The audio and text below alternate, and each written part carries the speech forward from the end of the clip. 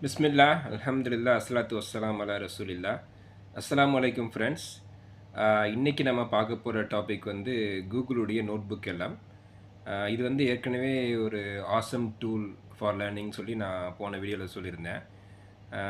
So இது ஏன் awesome tool அப்படிங்கிறத நம்ம இந்த வீடியோவில் பார்க்க போகிறோம். ஆக்சுவலி வந்து இப்போ நம்ம ஏதாவது டாப்பிக்கில் லேர்ன் பண்ணணும் அப்படின்னா நம்ம வந்து நிறைய ரிசோர்ஸஸ் வந்து ரெஃபர் பண்ணுவோம். அப்படி தானே? நிறைய ஆன்லைன் மெட்டீரியல்ஸ் பார்ப்போம், வீடியோஸ் பார்ப்போம், ரைட்?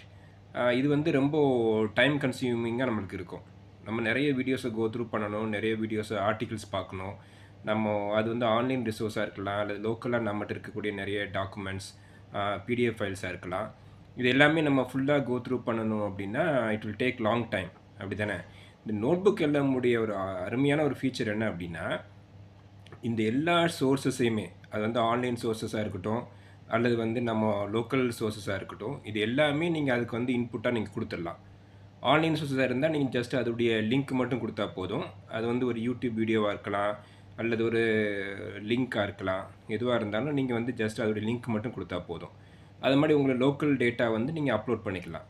இதெல்லாம் பண்ணிட்டீங்க அப்படின்னா, அதை வச்சு அதை லேர்ன் பண்ணி, உங்களுக்கு வந்து நிறைய ஃபீச்சர்ஸ் வந்து கொடுக்குது.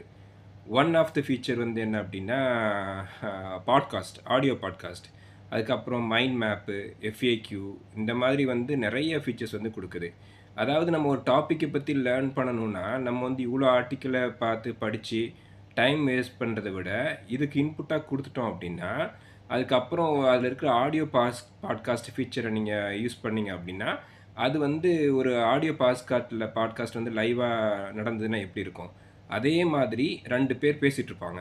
ஸோ இந்த 2 பேரும் வந்து நீங்கள் கொடுத்த இந்த சோர்ஸ் மெட்டீரியல்ஸை வச்சு அந்த டாப்பிக்கை வந்து பற்றி பேசுவாங்க. ஓகேவா?